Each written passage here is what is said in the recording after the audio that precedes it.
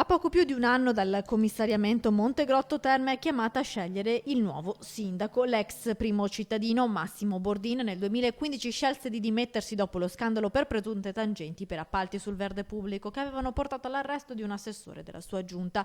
A correre per la poltrona di sindaco del comune termale, che ha 11.000 abitanti, ci sono 3 candidati.